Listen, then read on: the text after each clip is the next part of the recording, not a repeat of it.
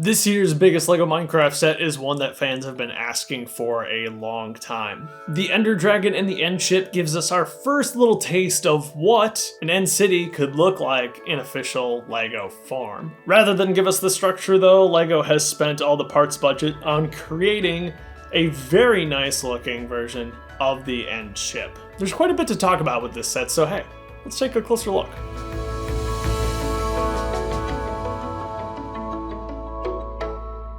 Thank you to LEGO for sending me this one early to review. You're going to be able to pick it up directly from LEGO.com starting on June 1st, but you'll probably be able to find it early at some retailers near you. This set is only one of a handful of end sets that we've gotten over the years, but it definitely feels quite substantial. It's great to finally see some version of the End City depicted in a set, and I think that LEGO's lavender color just works so well for this. I do want to highlight the few figures that are included here. We of course get an Enderman. You can't really have an end set without an Enderman. The day they do that will be a sad day indeed. We also get two new player skins. The first is referred to by the box as the Ender Explorer. He's got an Ender Pearl, an enchanted helmet, and an enchanted bow. And then there's the Ender Knight. He's got a diamond sword, some elytra, and fireworks. Another mob that you get in the set is the Shulker. It's the same one that we saw in the End Arena set. Unfortunately, we just haven't quite gotten a recolor yet.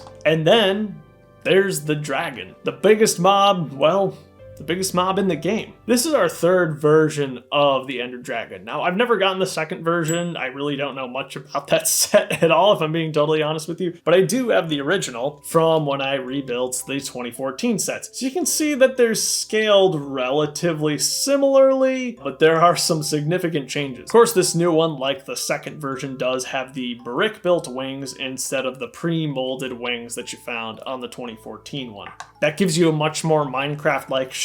You get some of the light gray built into the color scheme. It feels a lot better, but I said it in Revisiting Minecraft and I'll say it again.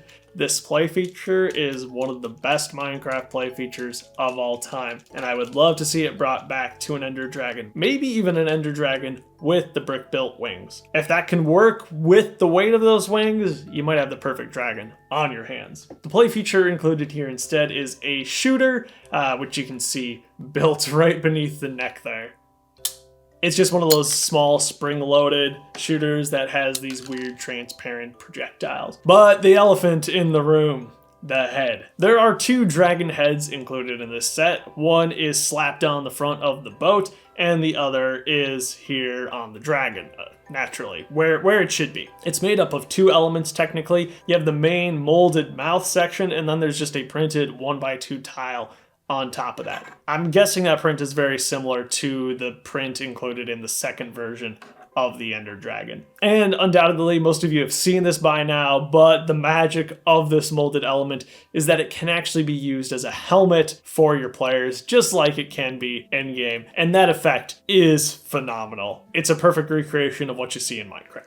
However, you run into some scaling issues because of it. And maybe I gotta load this up in game to see what's going on exactly, which is more accurate. But look at the size difference of these heads. Granted, this dragon is just ever so slightly larger, but holy cow, it's a half, maybe third the size. And I just can't shake the feeling that the little head looks really ridiculous on this dragon. It's so tiny, it's so goofy.